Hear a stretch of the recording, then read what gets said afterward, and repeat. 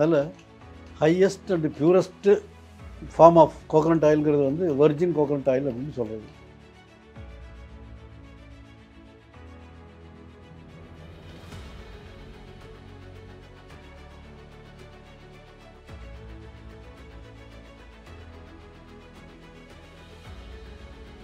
நம்ம பிள்ளைங்களுக்கு தாய்ப்பால் ரொம்ப ரொம்ப முக்கியம் அப்படின்னு சொல்லிக்கிட்டே இருப்பாங்க. ஏன்னா தாய்ப்பால்ல இருக்கக்கூடிய சக்தி வேற எந்த பால்லையும் கிடைக்காது. பிறந்த குழந்தைக்கு நிச்சயமா அதுதான் கொடுக்கணும். அதுதான் நோய் எதிர்ப்பு சக்தி எல்லாம் அதிகமா கொடுக்கும் அப்படின்னு சொல்லுவாங்க.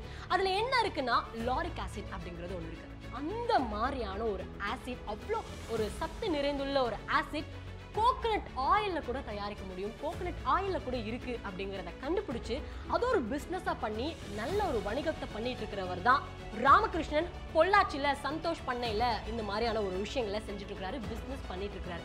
பாருங்களேன், கோகனட் ஆயில்ல வெர்ஜின் கோகனட் ஆயில் அப்படின்றாங்க. அதாவது அவ்வளோ பியூர், அவ்வளோ ஒரு சுத்தமான ஒரு கோகனட் ஆயில் அப்படின்றாங்க. அதை எப்படி செய்யறது அப்படிங்கிறத இந்த வீடியோல நம்ம தெரிஞ்சுக்கலாம்.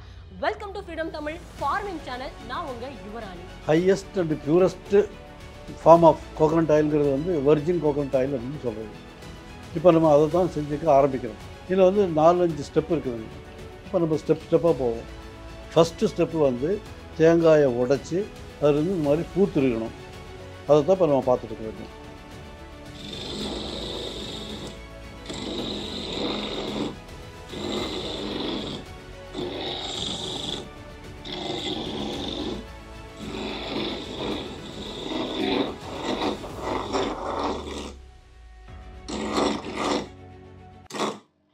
ஸோ இது பண்ணிட்டோம். இதுக்கு அடுத்தது என்னது? அடுத்தது வந்து I will explain the difference between the edible oil and தேங்காயில் வந்துங்க 2 விதமான எண்ணெய்னு சொன்னோம். ஒன்று வந்து எடிபிள் ஆயில், அதாவது நம்ம சமையலுக்கு பயன்படுத்தக்கூடிய எண்ணெய். அது நம்ம எப்படி தயாரிக்கிறோன்னு கேட்டிங்கன்னா, நல்லா விளைஞ்ச தேங்காயை எடுத்து உரித்து காயை உடைச்சி இந்த மாதிரி வர்ற மூடியை வெயில் அல்லது சோலார் ட்ரையரில் நம்ம வந்து இது வந்து காய வைக்கிறோம். காய வைக்கும்போது உள்ளே இருக்கக்கூடிய பருப்பு, தட் இஸ் கொப்பரான்னு பேர், அது தனியாக கழட்டு வந்துடும். அந்த கொப்பராவை நம்ம வந்து மரச்செக்கில் போட்டு ஆட்டும்போது நம்மளுக்கு எண்ணெய் கிடைக்கும். அது வந்து எடிபிள் ஆயில். அதை விட நமக்கு பியூராகவும் ரொம்ப மெடிசினல் வேல்யூ அதிகமாக வேணும் அப்படிங்கிறதுக்காக தான் நம்ம வெர்ஜின் கோகனட் ஆயில் பண்ணுறோம்.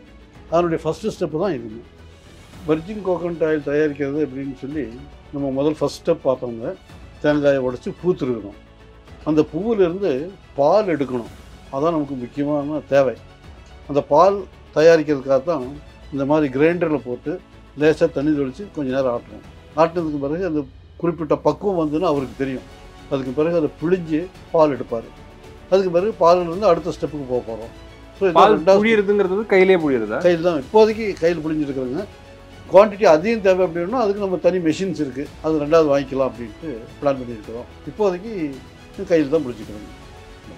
இதுதான் செகண்ட் ஸ்டெப். இதான் செகண்ட் ஸ்டெப். ஓகே, எவ்வளோ அழகா ஒரு விஷயத்தை எக்ஸ்பிளனேஷன் கொடுத்துருக்காரு பாருங்களேன். ஒரு வெர்ஜின் கோகனட் ஆயில் எப்படி பண்ணணும் அப்படிங்கிற மாதிரி. இப்போ ஃபெர்மெண்டேஷன் முடிஞ்சு இது எப்படி பேக்கிங் ப்ராசஸ்லாம் பண்ணுறது அப்படிங்கிறதா சொல்லி கொடுக்க போறாரு. ஸோ இதே மாதிரி நீங்கள் ஒரு தேங்காயை வச்சு இன்னும் பேர் என்னென்ன விஷயங்கள்லாம் பண்ணணும் ஆல்ரெடி பார்த்துருப்பீங்க. இவர் சோப்பெல்லாம் கூட தயாரிச்சு கொடுத்துருக்காரு. இப்போ வெர்ஜின் கோகனட் ஆயில் வேற எப்படி தயாரிக்கிறதுன்றது சொல்லி கொடுத்தாரு. ஸோ இந்த மாதிரி ஒரு தேங்காய் வச்சு மதிப்பு கூட்டிக்கிட்டே இருக்கிறாரு. அவரோட வணிகமும் பெருகிட்டே போகுது அப்படின்னு தான் சொல்லணும். ஸோ அந்த மாதிரி நீங்கள் இதே தொழில் பண்ணணும்னு ஆசைப்பட்டீங்கன்னா நம்ம ராமகிருஷ்ணன் சார் அவர்களே நம்மளோட ஃப்ரீடம் ஆப்ல ஒரு கோர்ஸ் வந்து வடிவமைச்சு கொடுத்திருக்காரு. அதனுடைய பெயர் தேங்காய் மதிப்பு கூட்டல் விவசாய தொழில் முனைவு. அதுதான் கோர்ஸ்னுடைய பெயர். நீங்க ஃப்ரீடம் ஆப்பை டவுன்லோட் பண்ணி செக் பண்ணி பாத்தீங்கன்னா உங்களுக்கே தெரியும். அண்ட் இப்போ இன்னும் சில விஷயங்கள் சார் அந்த பேக்கேஜிங் பத்தி சொல்றேன்னு சொன்னாங்க இல்லையா, வாங்க பார்த்துட்டு வந்துடலாம். வெர்ஜின் கோகனட் ஆயில் நம்ம எப்படி பண்ணுறது அப்படிங்கிறத ஸ்டெப்பாக பார்த்துட்டு வந்தோம். ஃபஸ்ட்டு ஸ்டெப்பு வந்து தேங்காயை உடைச்சி அதில் அந்த பூ திருகிறது, அதை நம்ம மிஷினில் திருகிறத பார்த்துட்டோம். அதுக்கு பிறகு அந்த பூவிலிருந்து நம்ம பால் பிழிஞ்சு எடுக்கணும். அதுக்கு நமக்கு கொஞ்சம் ஈஸியாக இருக்கிறதுக்காக ஆர்டினரி கிரைண்டர் இருக்குது இல்லைங்களா, அந்த கிரைண்டரில் போட்டு லேசாக தண்ணி தொளிச்சு ஆட்டுன்னு நம்ம பார்த்தோம். அதுக்கு பிறகு அந்த கிரைண்டர்லேருந்து எடுத்து நல்ல சுத்தமான துணியில் போட்டு கையில் தான் இப்போதைக்கு பிழிஞ்சிட்ருக்குறோம். அதுவே போகிறோம். கொஞ்சம் குவான்டிட்டி அதிகம் தேவைப்படுறப்போ அதுக்கும் தனியாக மிஷினரிஸ் இருக்குதுங்க, அது நம்ம வாங்கிக்கிறோம். ஸோ இப்போ நம்ம பால் எடுத்து நம்ம கையில் வச்சிட்டோம். இது வரைக்கும் வெர்ஜின் கோகனட் ஆயில் செய்கிறதுல process one and the same. யார் செஞ்சாலும் இதுதான் பேசிக் மெத்தட்ஸ். இது வரைக்கும் செஞ்சிடணும். இந்த பால் எடுத்ததுக்கு பிறகு வெர்ஜின் கோகனட் ஆயில் அப்படின்னு கொண்டு வர்றதுக்கு 4-5 மெத்தட் இருக்குதுங்க. அதான் அதில் உள்ள வேடிக்கையே. ஒரு மெத்தட் என்னென்னு கேட்டிங்கன்னா, கேரளாவில் அதிகமாக செய்வாங்க, வெந்த வெளிச்செண்ணெய் அப்படின்னு அவங்க பேர் வச்சுருக்காங்க. உருளி அப்படின்னு சொல்லுவாங்க. தட் இஸ் அந்த பித்தாழை அல்லது வெங்கலத்தில் இருக்கும் ஒரு பாத்திரம். அந்த பாத்திரத்தில் இந்த கோகனட் மில்க் அப்படியே ஊற்றி 4 or 5 hours அப்படியே காய்ச்சுவாங்க. அப்படி காய்ச்சும்போது அதில் இருக்கக்கூடிய தண்ணி எல்லாம் கம்ப்ளீட்டாக எவாப்ரேட் ஆகிரும், பூரா ஆவியாக போயிடும். அப்போ மீதி மூளை தான் எண்ணெய். அது வந்து வெர்ஜின் கோகனட் ஆயில்னு சொல்கிறாங்க. அஃப்கோர்ஸ் அது வந்து ஒரு வகையான வெர்ஜின் கோகனட் ஆயில் தான். ஆனாலும் 4-5 மணி நேரம் காய வைக்கிறதுனால அதில் இருக்கக்கூடிய மினரல்ஸு சத்துக்கள் எல்லாம் கொஞ்சம் குறைஞ்சிரும். அது ஒரு மெத்தடுங்க. ரெண்டாவது மெத்தட் வந்து சென்ட்ரிஃபியூகல் மெத்தட் அப்படின்னு பேர். அது என்னென்னு கேட்டிங்கன்னா, ஒரு பாத்திரத்தில் இந்த பாலை ஊற்றி high speed, that is 20,000 RPM ஸ்பீடாக சுற்றுவாங்க. அப்போது எண்ணெயும் தண்ணியும் பிரிஞ்சிடும். அப்போ வந்து ஈஸியாக அவங்க தண்ணி எடுத்துக்குவாங்க, எண்ணெய் எடுத்துக்குவாங்க. அது வந்து வெர்ஜின் கோகனட் ஆயில் அப்படிங்கிறது செகண்ட் மெத்தட். தேர்டு மெத்தட் என்னென்னு கேட்டிங்கன்னா, இந்த பூவை வந்து கிரைண்டர்லேயே போடாமல் பூவை வந்து லேசாக ஒரு வடச்சட்டின்னு சொல்கிறோம் இல்லைங்களா, அதில் போட்டு ஸ்பான் அதில் வந்து லேசாக வறுக்கணும். வறுக்கும்போது கொஞ்சமாக பொன்னிறமான ஒரு கலரில் கிடைக்கும். அதை வந்து சந்தகை அப்படின்னு நம்ம சொல்லுவோம் வீட்டில் செய்கிறது. ஒரு சின்ன இது வச்சுட்டு இப்படி புளியணும். ஒரு ஸ்ப்ரிங் மாதிரி இருக்கும், அதை வச்சு புளியும் போது நல்ல ப்ரெஷர் கிடைக்கும், அதுலேயே ஆயில் கிடச்சிரும். ஸோ அது 3 மெத்தட். இப்படி இந்த மாதிரி நிறைய மெத்தட் இருக்குதுங்க. ஆனால் எந்த மெத்தட் எடுத்திங்கனாலும் ஒன்றா ஏதாவது ஒரு கெமிக்கல் சேர்த்த வேண்டி வரும், அல்லது சூடுபடுத்த வேண்டி வரும். ரெண்டுலேயுமே பார்த்திங்கன்னா அந்த வெர்ஜின் கோகனட் ஆயிலுடைய ஒரிஜினாலிட்டி கிடைக்காது. நாங்கள் இங்கே செய்கிறது இந்த மெத்தட் எதுவுமே இல்லைங்க. ஃபர்மெண்டேஷன் மெத்தட், தட் இஸ் நொதித்தல் அப்படின்னு தமிழில் சொல்கிறோம். உலகத்திலேயே ஒரு இன்றைக்கி வரைக்கும் சயின்ஸில் புரிஞ்சிக்க முடியாத புதிர் என்னன்னு கேட்டிங்கன்னா, எதை நீங்கள் ஃபர்மெண்ட் பண்ணுறதுனாலும் ஏதாவது ஒரு சின்ன கெமிக்கல் போட்டு ஒரு இடத்துல வச்சு அப்படி தான் பண்ணுவாங்க.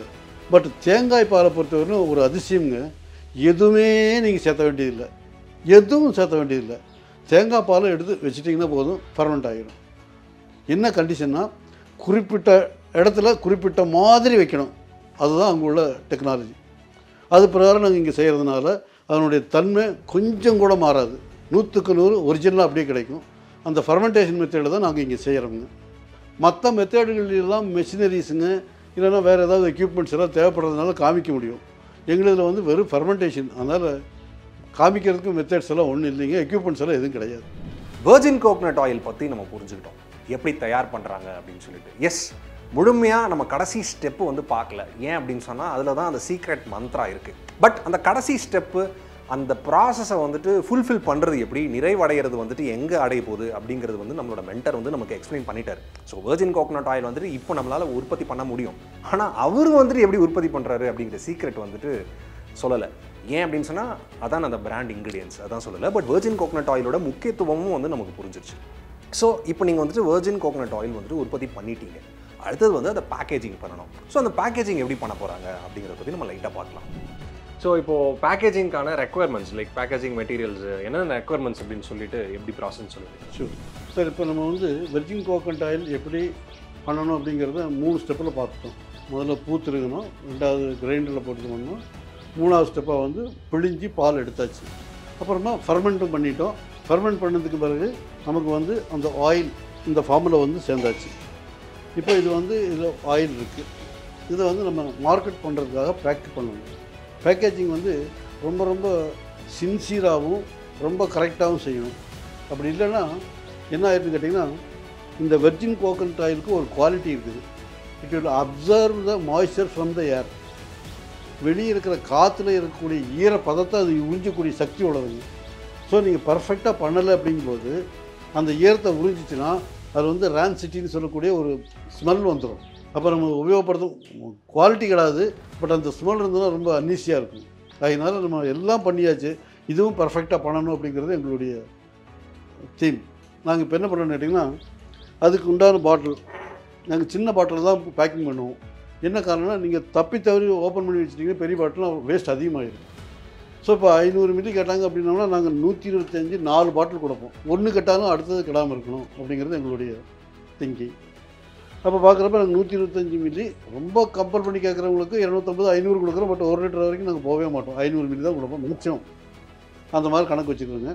இது வந்து 125 ml பாட்டில். இதை வந்து ஆல்ரெடி உள்ளே கொஞ்சம் மாய்ஸ்சர் இருக்கிறதுக்கு வாய்ப்பு இருக்குதுங்க, ஈரப்பதம் இருக்கலாம். ஆகினால பேக் பண்ணுறதுக்கு முன்னால் அந்த ஈரத்தை முதல்ல எடுத்துடணும். ஹேர் ட்ரையருங்க, அந்த சூடு காற்று வரும்.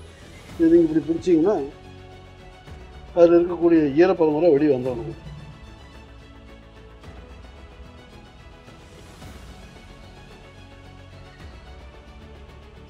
ஸோ இப்போ உள்ளே வந்து மாய்ஸ்சர் இல்லைன்னு கன்ஃபார்ம் பண்ணி வச்சுக்கணும். அதுக்கு அடுத்து அப்படி வந்து நம்ம பேக்கிங் பண்ண போகிறோம். ஃபஸ்ட் இந்த மாதிரி வச்சுட்டுங்க.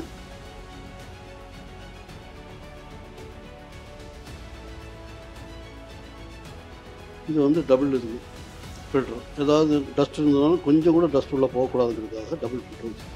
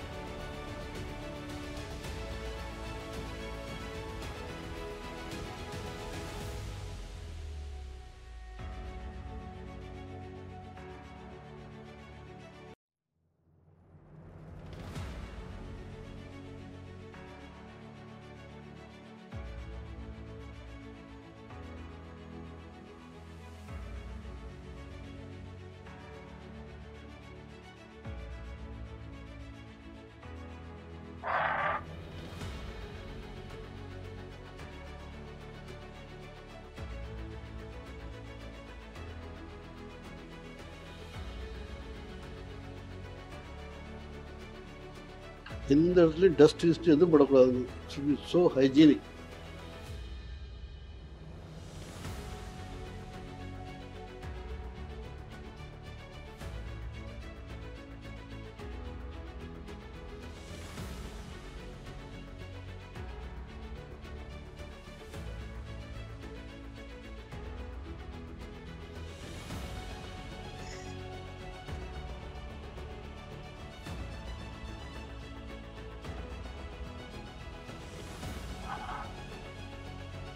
ஸோ இந்த மாதிரி மூடி போட்டுக்கிறோங்க. இது வந்து ஏர் டைட்டாக இருக்கணுங்க. ஏர் டைட்டாக இருக்கும். எந்த காரணத்துக்குள்ளும் கொஞ்சம் கூட லீக்கேஜ் வரக்கூடாது. கொஞ்சம் ஹை குவாலிட்டி மெட்டீரியல்ஸ் தான் வாங்கணும், காஸ்ட்லி. பட் நாங்கள் காஸ்ட்டை பற்றி ஒரி பண்ணுறதே இல்லை. அந்த மெட்டீரியலோட ரெக்குவயர்மெண்ட் எப்படி சார்? அந்த பாட்டில், கேப், அதோட மெட்டீரியல் ரெக்குவயர்மெண்ட்ஸ் என்ன? மெட்டீரியல் என்ன மாதிரி மெட்டீரியல் நீங்கள் தேர்ந்தெடுக்கிறீங்க? Only glass, nothing else. No plastic, no any other material except glass. Okay. Should be high quality quality ஒன்று. ப்ளஸ் அதை தவிர நமக்கு அந்த உள்ள ஒரு சீலிங் கேப் வேணும், மேலே அந்த ஸ்க்ரூ வேணும். லீக்கேஜ் வராது. ஏன்னா நம்ம பார்சல் அனுப்புகிறவங்க பார்சல் அனுப்பும்போது என்ன தான் நம்ம ஏரோ மார்க் போட்டு கொடுத்துட்டு டாப்புக்கு பெல்ல எழுதுனா கூட அவங்க பாட்டில் கண்டுபிடி திருப்பி தான் போவோம். ஸோ எனி சேஞ்ச் வந்தாலும் லீக்கேஜ் கண்டிப்பாக வந்துடக்கூடாது. அதுக்காக வி டேக் கேர். ஸோ இந்த மாதிரி முதல்ல பண்ணிக்கிறோங்க.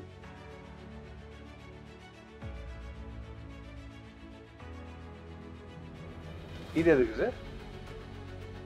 இது என்னது? பட்டப்பட்டு இவ்வளோ போடணும்.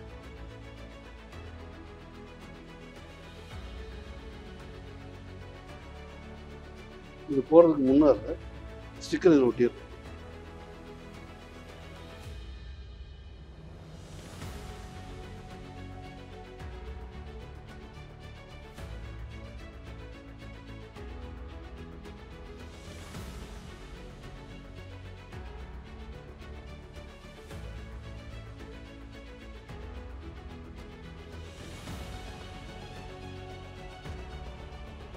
இது பார்த்தீங்கன்னா ஒரு ஸ்மால் கேப் விட்டுருக்கோம்.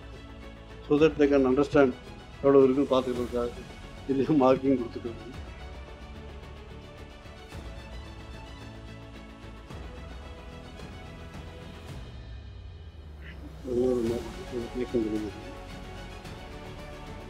அதுக்கு பிறகு இந்த பாக்ஸில் போட்டோம்.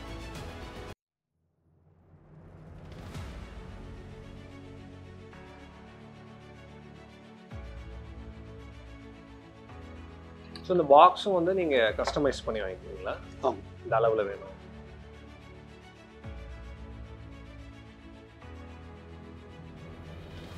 அடுத்தது இப்போ ரப்பர் பேண்ட்.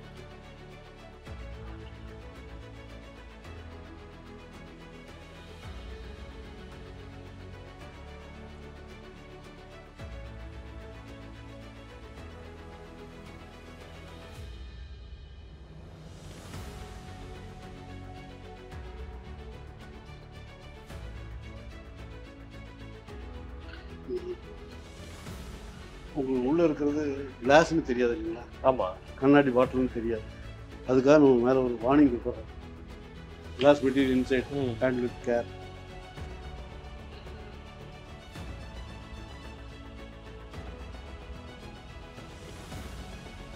இது 3 ரப்பர் பேண்டையும் சேர்த்துற மாதிரி ஒட்டிடுவாங்க.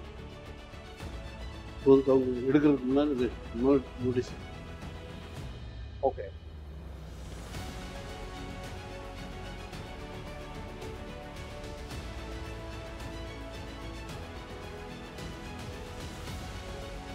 This is the final step.